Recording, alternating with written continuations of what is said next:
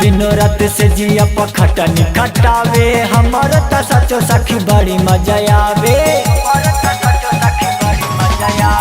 दिनों रात से जिया पखटनी खटावे हमार त सचो सखी बड़ी मजा आवे।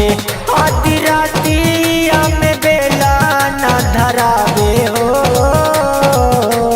हमारो त सचो सखी बड़ी मजा आवे। मोह चुमिया के जब देह सोहरावे हमारो त सचो सखी बड़ी मजा आवे। मोह चुमिया के जब देह सोहरावे।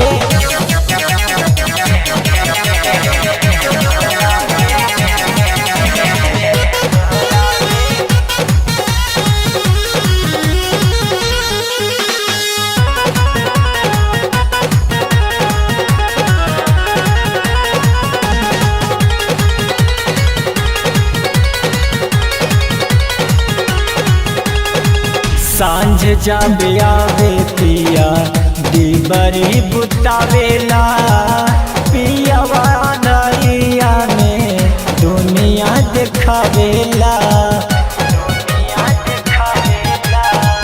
सांझ जब आवे पिया दीबरी बुतावेला पियावा नैया में दुनिया देखावेला। हमारे टांगारी पटांगारी चढ़ावे हो हमारो त सचो सखी बड़ी मजा आवे। मोह चुमिया के जब देह सोहरावे हमारो त सचो सखी बड़ी मजा आवे। मोह चुमिया के जब देह सोहरावे।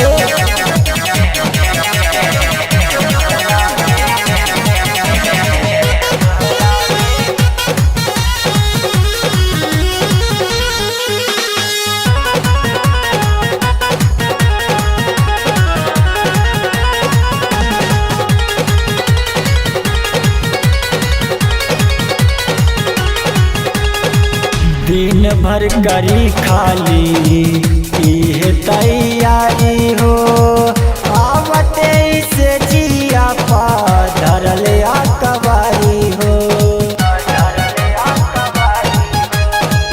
दिन भर करी खाली इहे तैयारी हो आवते से जिया पा धरल कवारी। यार